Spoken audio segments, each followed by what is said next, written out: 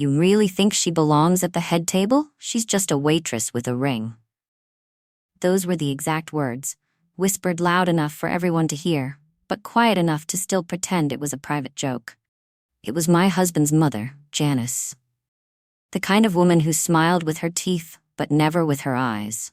She said it with her wine glass halfway to her lips, eyes scanning me like I was gum on the bottom of her shoe. The room froze for a moment, or maybe it was just me. The chandeliers above flickered slightly, like even they hesitated to keep glowing. My fingers gripped the edge of the linen-covered table, as if that could ground me. We were at the 50th anniversary party for his grandparents. A grand, over-the-top celebration they'd planned for months. Everyone was dressed to impress, draped in pearls and pressed suits. I had spent 3 weeks sewing my own dress after work hours, midnights at the kitchen table, just to save money. And still, I didn't belong. Not in their eyes. I heard the soft giggle of his sister, Madison, chiming in. I mean, she met him while serving fries. What else did we expect? Laughter followed. A ripple around the table like someone had told a charming story. My husband, Brad, he just sat there, sipping his scotch, not defending me, not even glancing my way. And then I noticed the little hand tugging at my sleeve. My son, Caleb, 7 years old. In his tiny navy blazer, hair combed to the side just like his dad. Eyes wide, full of confusion and something else, worry. He leaned closer, stood on his tiptoes to whisper, "Mom, why are they laughing at you?" I couldn't breathe. Something inside me shattered right there in that moment. It wasn't the insult. I'd swallowed years of those from his family. No, it was his eyes. My son's innocent eyes, not understanding why people who were supposed to love us didn't. I wanted to lie, tell him they weren't laughing, that Mommy was fine, but my throat was tight. My lips didn't work. Across the room, Janice raised her glass and smiled like a queen who just won a war. And Brad? He just turned away, pretending none of it happened. That was the moment I knew. This wasn't just some family party. This was a declaration, a line drawn. They never saw me as one of them. But what none of them knew was that Caleb had heard everything that week, the whispers behind closed doors, the secrets they didn't lock tight enough, and what he was about to ask next. It would stop the music. It would freeze the whole room. It would change everything. I don't remember what song was playing, only that it stopped meaning anything the moment Caleb asked me that question. "Why are they laughing at you?" I wanted to scoop him up and run. Out of that glittering room, away from the people with their careful smiles and sharper tongues. But I didn't. I just knelt beside him, smoothing the lapel of his little jacket while my hands trembled. "They're just confused, honey," I whispered. It was the best I could come up with. But he didn't buy it. Kids don't buy lies the way adults do. He turned to look at the table, at Janice's thin smile, at Madison twirling her champagne glass, at his father, still pretending the ice cubes in his drink were more interesting than his wife being humiliated. Then Caleb did something that broke my heart even more. He tried to fix his posture, straightened his back like he'd seen Brad do. He was trying to be strong for me. At just 7 years old. I placed a hand on his shoulder and looked around. The laughter had faded, but the air was still buzzing with judgment. People avoided my eyes, like looking at me too long might make their kindness slip out by accident. I stood back up, adjusted the neckline of my handmade dress, swallowed the lump in my throat and forced a smile. But Caleb was still watching them, watching his own family treat his mother like garbage dressed in lace. And then, in that deafening silence, while people sipped their drinks and whispered about the roast beef, he stepped forward. He didn't shout. He didn't cry. He just asked a second question. Louder this time. "Why do you always talk about my mom like she's not good enough? Is it because she used to be poor?" Everything stopped. Glasses paused midair. Janice's smile froze. Brad's scotch hit the wrong way, and he coughed into his napkin. You could feel it, the way the whole room tilted. I felt the tears sting my eyes, but I didn't let them fall. Not this time. Caleb looked so small standing there, but his words hit like thunder. Not just because of what he asked, but because everyone in that room knew the answer. They'd just never been asked out loud, and certainly never by a child with a pure heart and clear eyes. It wasn't over yet. Not even close. But in that moment, the shift began. a crack in their perfect image. All because my son, my brave sweet boy, dared to ask what none of them could ever explain. I met Brad in the most ordinary way. He walked into the diner I worked at and asked if the cherry pie was any good. I told him it was better than his pickup line. He laughed. I rolled my eyes. And somehow, that was enough to change both our lives. Back then, he was charming. Not flashy, not arrogant, just kind. At least, that's how it seemed. He tipped well, asked about my shifts, remembered when I said I had finals the next week, even though I was taking night classes just to stay afloat. He made me feel seen. Not pitied, not passed over. When he asked me out, I almost said no. I didn't have the time. I didn't have the wardrobe. And I definitely didn't have the kind of confidence girls like Madison wore like perfume. But he insisted. Said it wasn't about appearances. Said he liked that I had grit. That's what he called it, grit. We got married 2 years later. I wore a borrowed dress. The ceremony was small, quiet, just us and a few friends. His family didn't come. Said they had a prior engagement, which I later found out was a wine-tasting weekend in Napa. I should have known then. But love makes you believe things will soften with time. For a while I told myself they just didn't know me yet. That once they did, they'd see I wasn't some gold digger or girl from the wrong side of town. So I tried. I offered to help at every holiday. I brought handmade gifts for birthdays, baked pies from scratch for Thanksgiving. I smiled through every comment. "Oh, you made this? How rustic. You still working at that little diner?" Brad always did have a thing for stray puppies. Each word chipped at something inside me, but I didn't show it. I just gripped my casserole dish a little tighter, smiled a little wider, and told myself it was worth it, for Brad. For Caleb. But the truth is, it wasn't always like that. There was a time, brief, flickering like a candle, that Janice treated me like maybe I did belong. It was when I told her I was pregnant. For one fleeting moment, her eyes actually lit up. She touched my hand and said, "Well, maybe a baby will bring this family together." And I believed her. I let that one sentence erase 3 years of cold shoulders and forced smiles. I clung to it like a lifeline. I thought, maybe this baby would be the bridge. And when Caleb was born, I saw it, just for a moment. Janice holding him, Madison cooing over his tiny fingers. Brad's dad even called him our little legacy. I held on to those images like they were proof. But bridges built on shallow ground don't last. The shift came quietly. Not overnight, but like water wearing down stone. Little by little. After Caleb's first birthday, things started slipping. Janice stopped calling. Madison forgot to invite us to brunches or baby showers. Brad said they were just busy, that I was overthinking it. But I could feel it, in the way their holiday cards never mentioned my name, only Brad and Caleb. At Easter they sent Caleb a basket, nothing for me, not even a note. Still I smiled. Still I said thank you. Still I showed up, because deep down I kept believing, families fight, but they also heal. And I kept hoping Brad would see it, would step up, say something. But he didn't. At first he brushed it off. That's just how they are. Then he started echoing them. "You're too sensitive. Why do you care so much what they think? Maybe if you didn't take things so personally." Eventually, I stopped telling him how it hurt, because it didn't seem to matter anymore. So I focused on Caleb. He was my anchor, my reason, my light in a house that often felt like I was invisible. I still remember the day it became clear I'd been pushed out completely.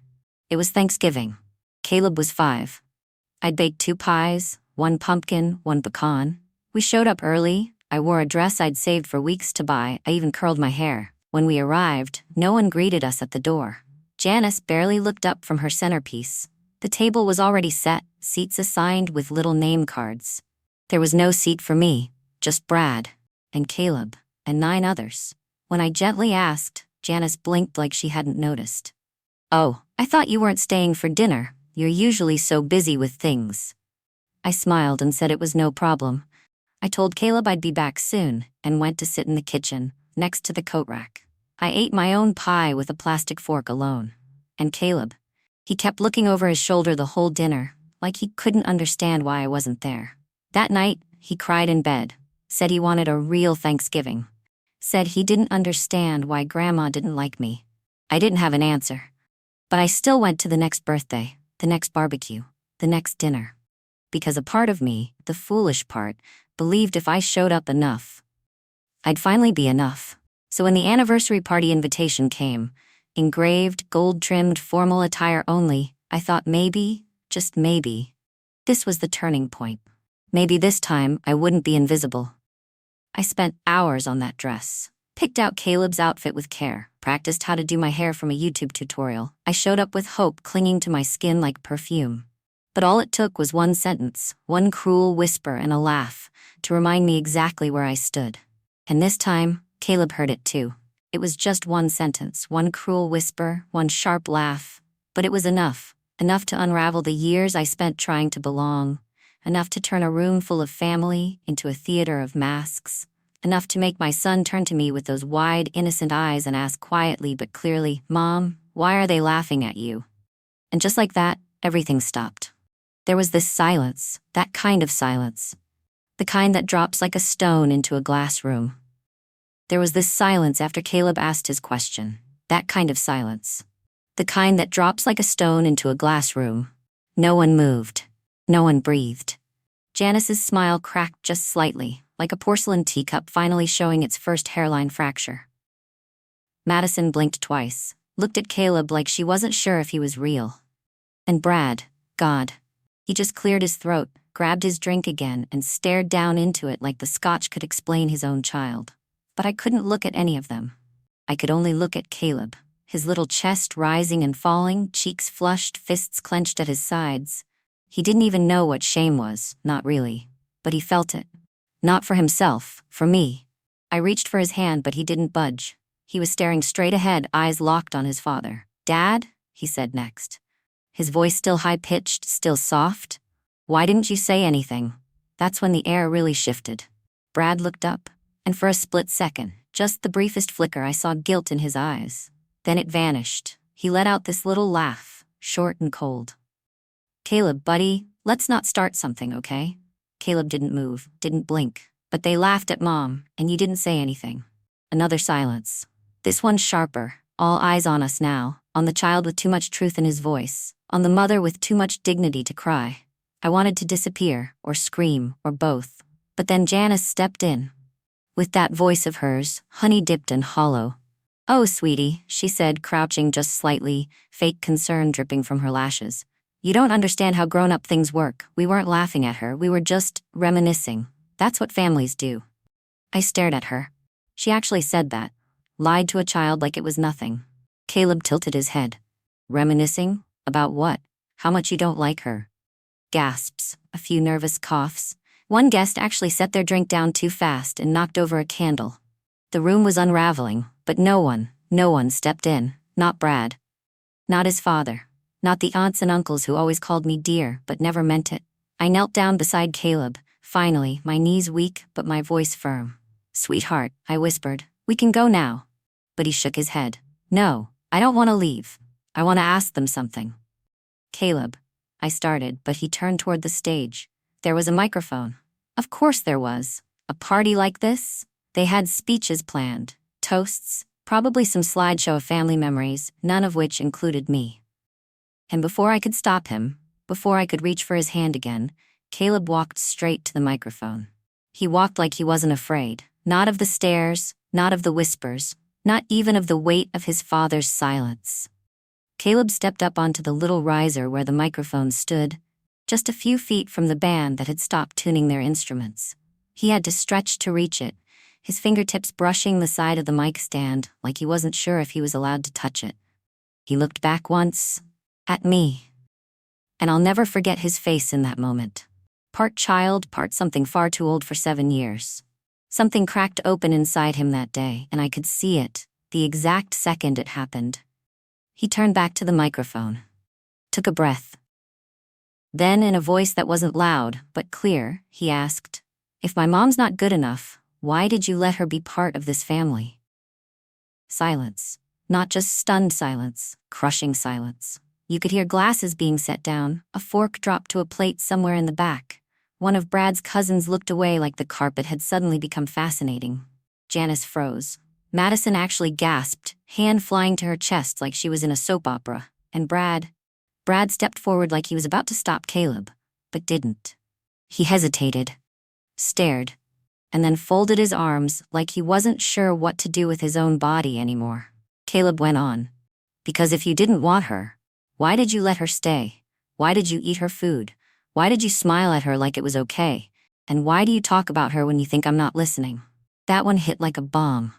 Because now it wasn't just about one cruel comment. It was about every moment. Every smile that was fake. Every meal they pretended to enjoy. Every hug they gave just to say they tried. People started shifting in their chairs. Someone stood near the back, like they wanted to leave but didn't dare be the first. And Caleb wasn't done. He looked around the room, scanning faces, steady and slow. My mom is the kindest person I know. She makes pancakes shaped like dinosaurs. She never yells at me when I cry. She works hard. She tucks me in every night, even when she's tired. His voice cracked a little, but he didn't stop. And if any of you ever made her feel like she's less than you, then I don't think you belong in this family. A gasp rippled through the crowd. Then came the murmurs, people nudging each other, whispering names. Someone actually clapped once, but quickly stopped, embarrassed. And that's when Brad finally moved. He walked up toward Caleb, put a hand on his shoulder. But Caleb stepped aside, didn't even flinch, didn't even look at him. That moment? That was it. That was when the whole thing cracked open, when every fake smile in that room collapsed under the weight of a child's truth. And I, still standing beside the linen-draped table, realized I wasn't the one who had made a scene. They had, by making a child stand up for the only person who ever stood up for him. The microphone squealed just a little when Caleb leaned in again. His hand trembled, just slightly, but his voice was steady. Too steady for a child. I have something to read. You could feel the tension crackle. The air had weight to it, like before a thunderstorm. No one dared move. Caleb reached into the inside pocket of his blazer and pulled out a folded paper. Not crisp, not new. It was soft at the edges, worn in the creases, like it had been opened and refolded a dozen times. From where I stood, I recognized it instantly. The letter. The one from Brad's grandfather. The one he gave to Caleb the last time we visited the nursing home, when Brad had gone outside to take a call and I was helping with meds. Caleb had stayed with Grandpa for nearly an hour. When we got back to the car, Caleb just said, "Grandpa gave me something. I'm supposed to keep it safe." I'd nodded, smiled, didn't think much of it. Until now. Now, my son was holding that letter like it was a match about to light the whole room on fire. He opened it slowly, his fingers careful with each fold, and when he looked up, his eyes weren't scared. They were certain. He started reading. To my grandson, Caleb, if you're reading this, then I didn't get to say what I needed to in person. Maybe that's my fault. I was a coward for too long, but there are truths in this family that no one talks about, and someone, someday, has to. Someone gasped, I don't know who, maybe me. Caleb paused, looked at the room, then back to the page. Your grandmother was the only woman I ever truly respected. She was gentle, but strong. She raised this family. She held it together. When I first met your mother, I saw something familiar. She had that same kind of strength, quiet, real, not loud or perfect, just honest. I bit the inside of my cheek. Hard. The words felt like water in a desert. I watched the way the others treated her, the whispers, the backhanded compliments, the way your father stood silent even when they tore her down. That silence? That was my mistake too. I taught him that. And it ends with you. Janice's hand twitched. She looked like she wanted to snatch the letter and burn it. Brad? He was frozen, like his whole spine had locked up. And Caleb, he just kept reading. Caleb, your mother will always be less than in their eyes, because they've built their self-worth on comparing. But when you grow up, I want you to remember this. She's the only one in this family worth listening to. If they ever treat her as less, walk away. Stand by her, because you don't rise by pushing others down.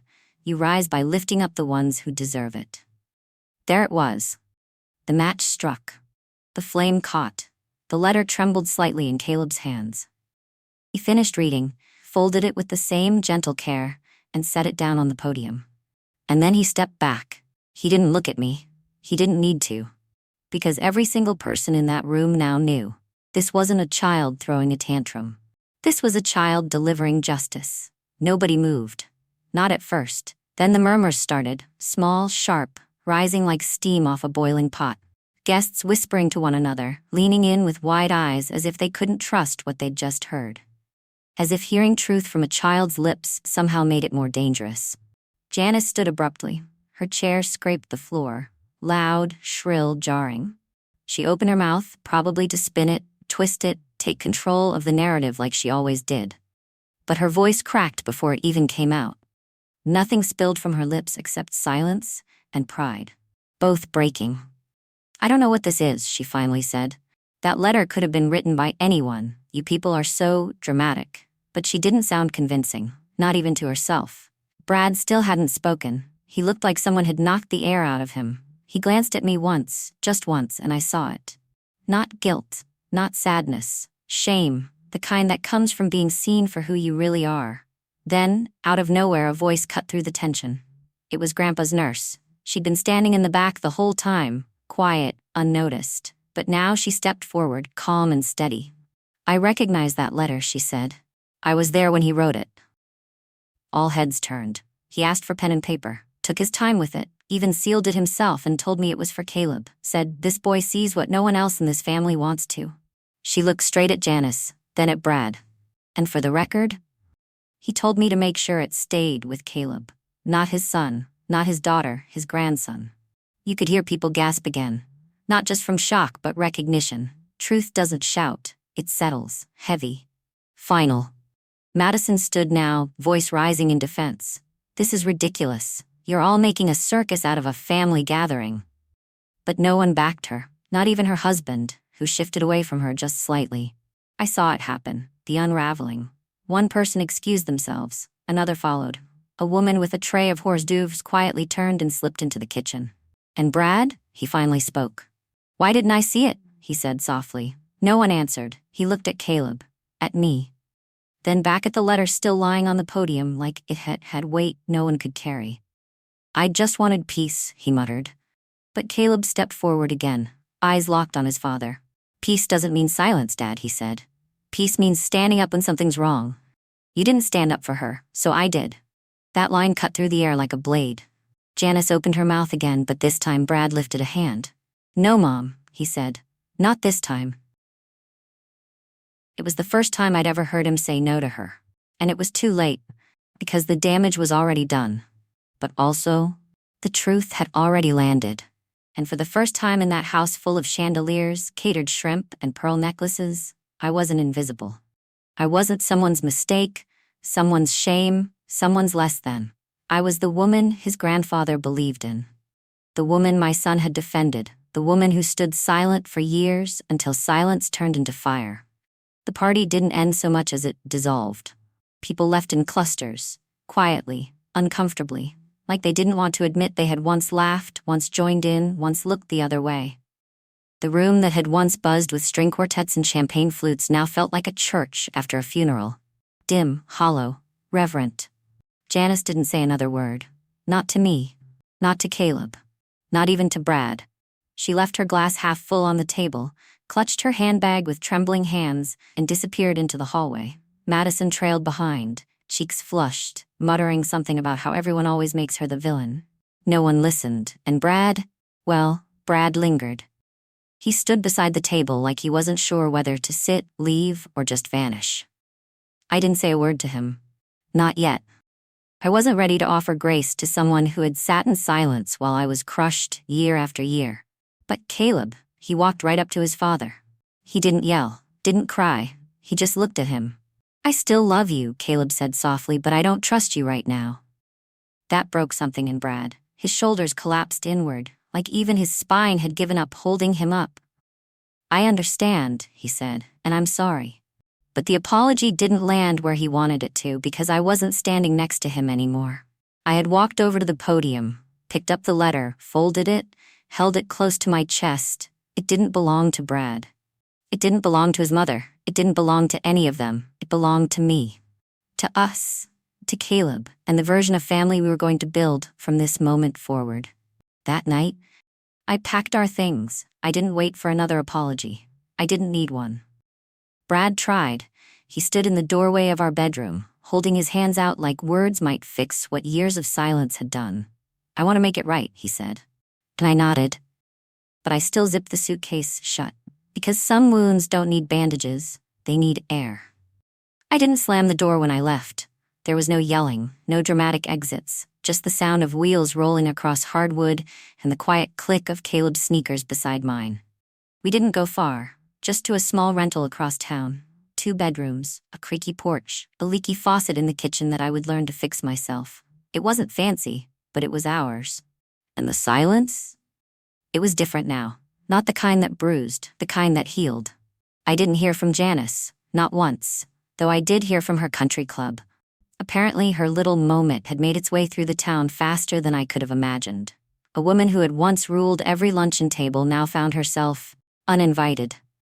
Turns out, cruelty plays well until someone records the punchline, and someone had recorded it. The moment Caleb stepped to the mic, the letter, the nurse's confirmation, all of it. The video made its way to social media in a heartbeat. Not viral in the millions, but enough. Enough for whispers to find their way to every PTA, every fundraiser, every polished little circle Janice once called her kingdom. I didn't gloat. I didn't even comment. I just turned off my notifications. Brad reached out a few times, quiet, unsure attempts. A letter in the mail, a voicemail he ended with, "I'm proud of you, I wish I'd said that more." And maybe he meant it. But I didn't answer. Because sometimes the best way to protect peace is to let people sit with what they broke. Madison, oddly enough, sent Caleb a birthday card. No return address. Just a scribble inside, "You were brave, I wasn't." We didn't reply. Because bravery isn't just a moment, it's a pattern. And she'd built a different one for far too long. As for Caleb, he grew, not just taller. He started drawing more, writing little stories. Telling me about the kind of dad he wanted to be one day. "He's going to stand up for people, Mom," he said once while coloring in his notebook. "He's going to say something, even when it's hard." I smiled, because he already was. It's been 9 months since that night. Since my son picked up a microphone and said what grown men didn't dare. Our world looks different now. Not louder, not richer, just quieter, in the right ways. Caleb wakes up before me most mornings. He feeds the cat, sets 2 places for breakfast, then sits cross-legged at the table with his sketchbook. He draws people, always people. Grandmas at bus stops, kids at playgrounds, waitresses with tired eyes and gentle smiles. I asked him once, "Why do you always draw people, honey?" He shrugged, "Because I want to remember who was kind." That stayed with me. Like everything he says now seems to.